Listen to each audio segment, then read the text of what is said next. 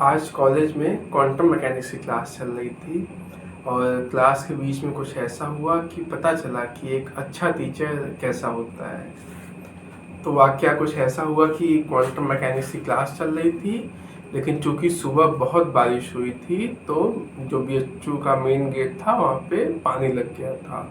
तो बेसिकली हम 4 बच्चों की क्लास चलती है, तो हम 3 लोग तो पहुँच 3 नहीं 2 लोग हम लोग पहुँचे थे, एक लड़का नहीं आना था और एक आ रहा था जिसको लेट हो गया था आने में। तो वो 11 बजे क्लास थी, वो 11:15 के आसपास आया। तो सर ने पूछा क्या हो गया, क्यों लेट हो गए। तो उसने बताया कि जो मेन गेट था वहाँ पे पूरा घुटने तक पानी लगा हुआ था, तो वो आने में इस वजह से लेट हो गया।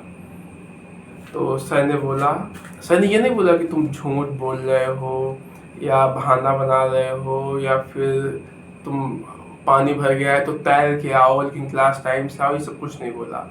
सर ने बोला कि तुम ठीक बोल रहे हो, पर तुम आए ना यहाँ तक।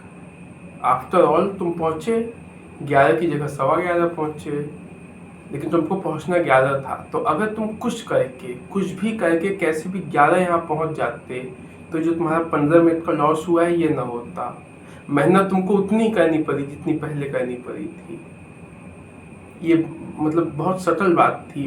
और सबसे अच्छी बात सर की थी कि सर समझा उस लड़के को रहे थे, लेकिन वो बात हम लोग भी समझ रहे थे। मेरे को पर्सनली मतलब बहुत कनेक्ट हो रही थी कि हाँ ये बात सही बोली जा रही है। तो अच्छा टीचर ये होता है कि जो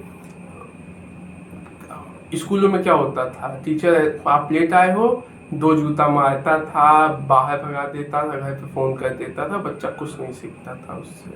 तो मैं आपको बताता हूँ कि सर ने एग्जैक्टली बोला क्या था।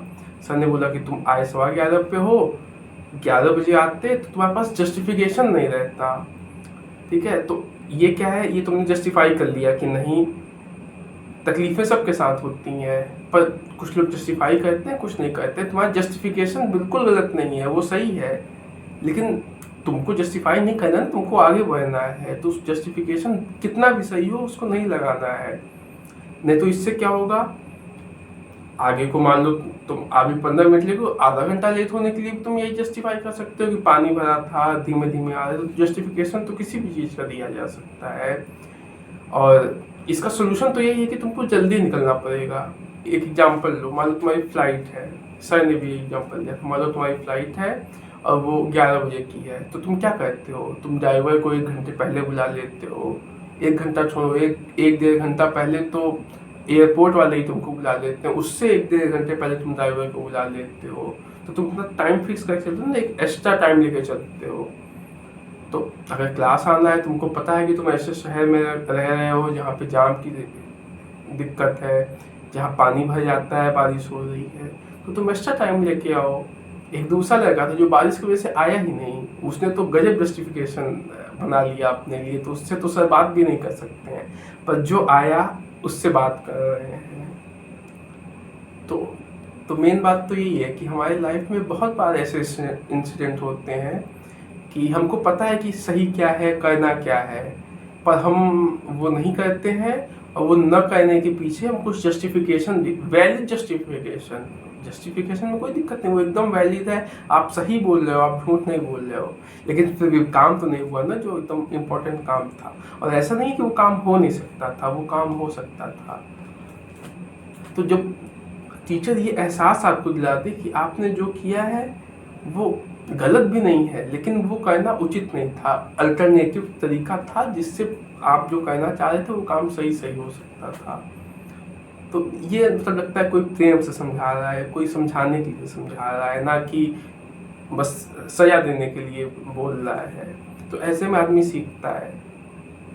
और ये बात अब मतलब लाइफ भर के लिए मेरे साथ रह गई, मेरे दिमाग में छप गई है। वो प्रोफेसर भी बहुत अच्छे हैं, वो पूरे मन से पढ़ाते हैं।